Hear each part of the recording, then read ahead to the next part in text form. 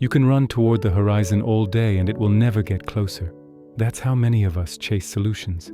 Faster, louder, further. But if the ground beneath your feet is not truly felt, tomorrow won't arrive. It will only repeat. The question is not how to outrun your challenges, but how to meet them without abandoning yourself. We are trained from early on to measure, rank, compare. Somewhere inside a quiet scoreboard flickers.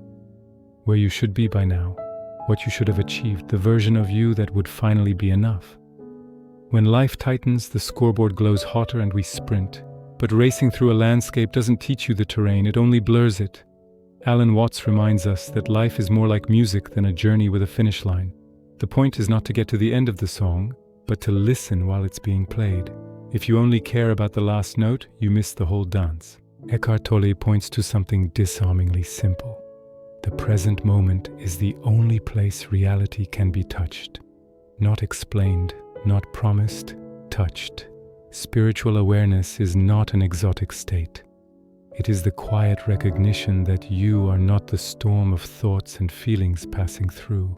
You are the aware space in which they pass. Identification is the habit of mistaking the weather for the sky. When you identify with the thought "I'm failing" or the emotion "I'm overwhelmed," the story grabs the steering wheel and the body tightens to match. The first soft revolution is to notice this. Seeing clearly is not passive. Seeing clearly changes the next word, the next step. The Bible speaks the same language in a different accent. As the Psalms say, "Be still and know that I am God." That is not a command to retreat from life, but an invitation to return to the living center within life. Stillness is not the absence of sound, it is the presence of depth. The Gospel of Luke says the kingdom of God is within you. That isn't a poetic consolation, it is a direction of travel. Look inward, not to withdraw, but to source your outward step from a deeper clarity. And when anxiety about outcomes begins to colonize the heart, the Gospel of Matthew says, "Do not worry about tomorrow. Tomorrow is best served by the quality of attention you give to today." Let's look at challenge the way a gardener looks at weather. There are storms that must be waded through. There are winds that prune old branches. There is sunlight that doesn't shout, yet it feeds root and leaf. Spiritual awareness does not deny weather. It remembers the ground. When something difficult happens, the mind rushes to write a script. Whose fault? What it means about me? How this proves the old painful belief. Tolle calls the charged residue of old hurt the pain body. It awakens and reaches for fresh fuel, conflict, drama, rehashing. You don't need to negotiate with it or fight it. The fight is its food. You need to recognize it, name it inwardly as energy, and refuse to turn it into a new identity. That refusal is not suppression, it is mercy. Imagine carrying a raft after you've crossed the river because it once helped you. Watts would smile at this. Our strategies and roles are like that raft, useful in one crossing, heavy on the next hill. The art is to notice when usefulness turns into burden. In a season of challenge, ask a simple question before you react. Is this response a raft for water I'm no longer in? If yes, put it down. The strength you need is not in force, but in fit. As the Gospel of Matthew says, "By their fruits you will know them." It's the most practical filter I know. After you speak, is there more honesty and less heat? After you choose, is there more peace and not just relief? After you set a boundary, is there more dignity for both sides, not just victory for one? Fruits don't lie. They reveal whether your action grew from fear's urgency or awareness's clarity. You may ask, if I stop racing, won't I fall behind? Behind what? If life is a dance, then keeping time matters more than winning. The rhythm of life is expansion and contraction, like breath, like a heartbeat, like seasons. Sprinting against a rhythm creates exhaustion. Moving with a rhythm creates endurance. Spiritual awareness teaches participation without obsession. You can pursue goals, but don't outsource your sense of wholeness to their achievement. When the mind whispers, "When this is over, then I'll be at peace," answer gently, "Peace is how I'll walk there." There is a quiet courage in calling things by their true name. Not everything is fine when it isn't, but pain is present and I don't need to become it. Not "I don't care" when you do, but "Care is here and I will not let fear speak for it." This is the difference between contraction and presence. Contraction tries to control reality. Presence relates to reality. One is a fist, the other a hand. You may recognize the inner debate. Push harder, fix faster, avoid the feeling. What happens if, just for a moment, you let the feeling be without letting it drive? Spiritual awareness is not a technique but a posture. It says, I will not abandon the moment because it is uncomfortable. I will not abandon myself to chase a more flattering story. I will stand here, honest and kind, and from here I will choose. That choice might be a phone call, an apology, a boundary, a rest, a next step.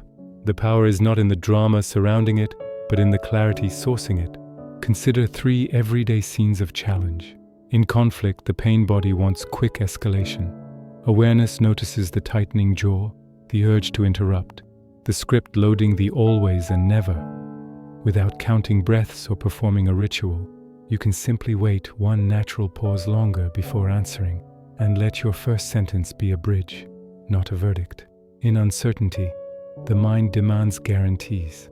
Awareness accepts the honest, I don't know yet, and takes the next responsible step anyway.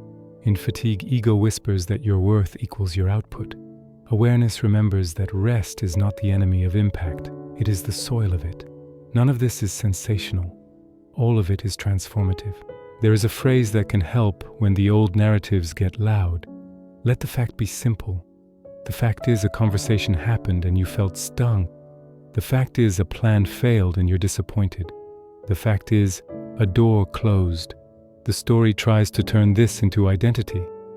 I am always disrespected. I am a failure. Nothing works for me. Let the fact be simple and the response will be wiser. The fact invites action.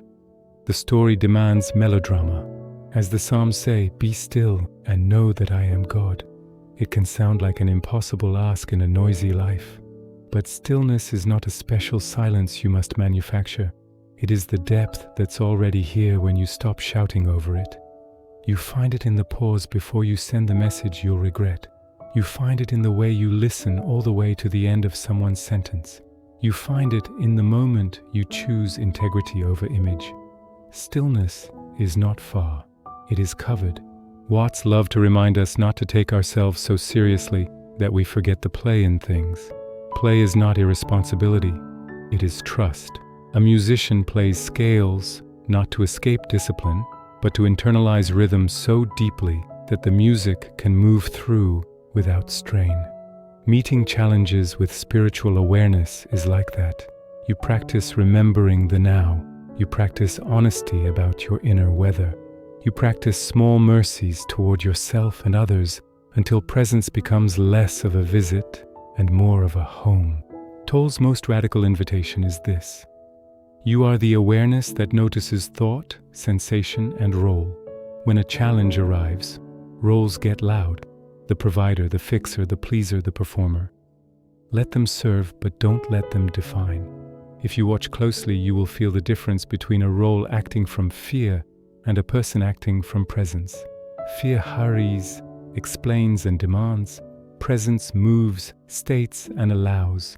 Fear defends an image. Presence expresses a truth. The outer action might look similar.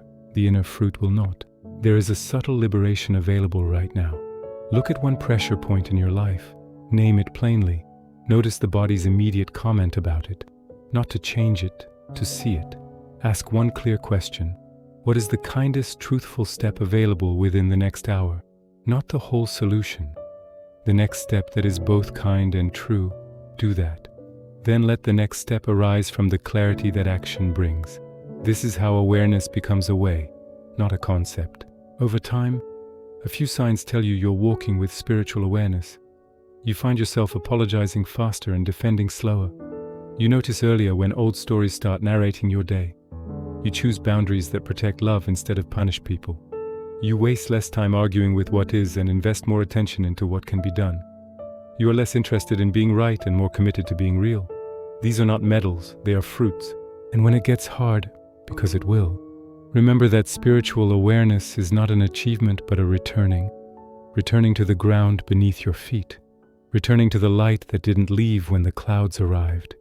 returning to the simple wisdom that tomorrow is cared for best by the honesty and tenderness you bring to today. The Gospel of Luke says, "The kingdom of God is within you." That is not a metaphor to admire. It is a key you can use right here, in the ordinary room you're sitting in. If a sentence here gave you the courage to stop running and start meeting your life with presence, carry it into your next conversation, your next decision, your next rest. Tell me in the comments which line you're taking with you and the small shift you'll make today. If this brought you clarity, please subscribe, leave a like, and share it with someone who needs a gentle but steady light.